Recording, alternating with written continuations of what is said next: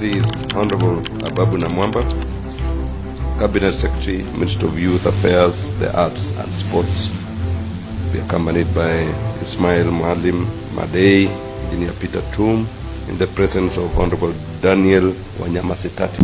And I want to confirm yet again that we are not aware of any fake Adidas, and that these teams are ordinarily kitted by Nike under a very formal agreement that is actually headlined by the National Olympics Committee of Kenya that takes responsibility. I have photographs here which are downloaded from the Team Kenya website.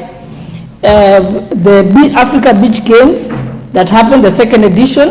Here the pictures show they are wearing Adidas, and I will give it to you, Cabinet Secretary. Here when our team went to, again here on the 28th of June 2023, on the official Team Kenya site and other, including your own Twitter handle, again they are wearing Adidas. We all know what Adidas is. And if they were kitted by Nike, then you would have a confirmation that Nike actually donated the uniforms and that they are originals.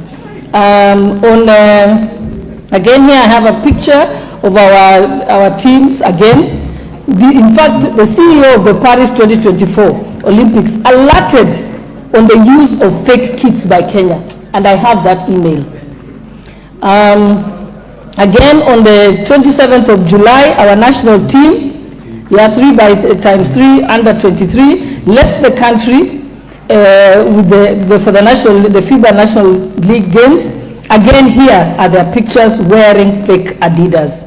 So unless you confirm and give us a letter and to transmit it to the leader of majority, showing and confirmation from Adidas saying these are original uniforms, or if it is Nike to say these are original uniforms, I have the pictures here. So this is not hearsay. And Honorable Speaker, so that I don't have to get up again on this issue, I'd also like the Cabinet Secretary. I have searched for days on end for the Talenta app, which was launched by the head of state on the 9th of June.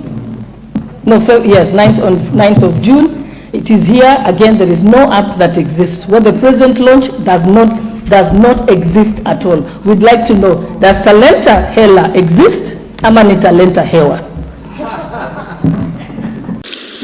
I speak to many of you on phone. Many times I call you to my office, we interact in different places. I ask you questions, you know that, on programs, on projects. And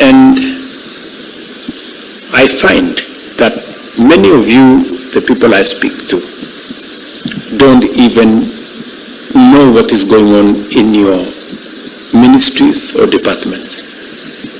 You have very scanty information. The moment I know more than you in your ministry, then you must begin to understand that something is very wrong.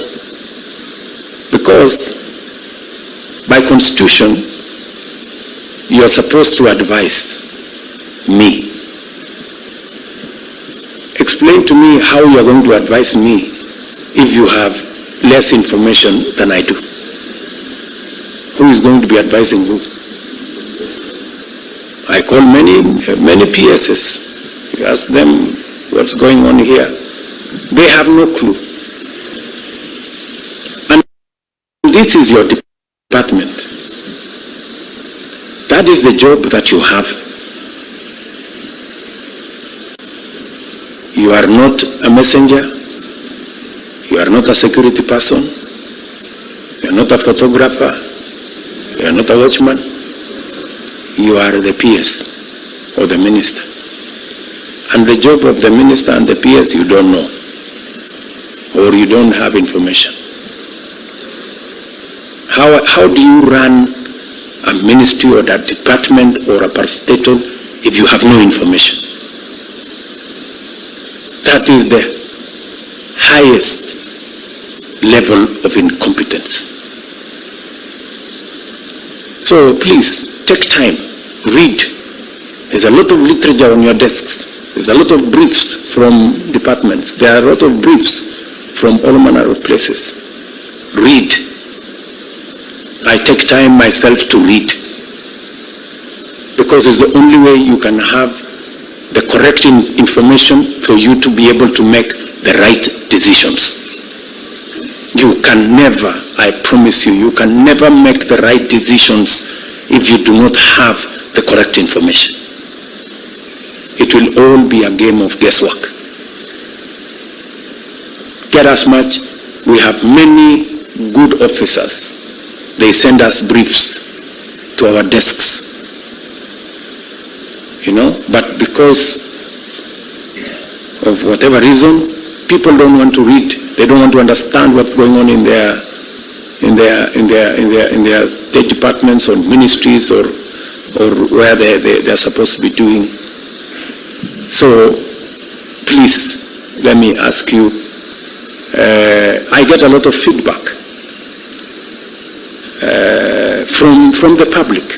For example, I was in Kwake and I stopped in Likoni, and I was talking to the public, and one of them was asking me, Mr. President, we haven't quite understood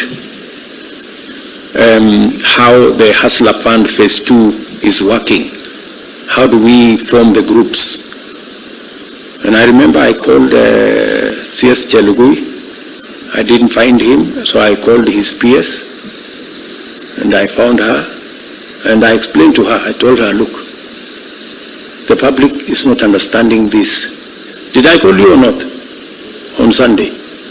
I told you this is what the public is saying. Please do more sensitization on Hustler Fund Phase 2. Sindio? So, feedback, and it's not because when we have to perform, we have to perform. So when you hear my deputy saying, find time, travel, but travel and see the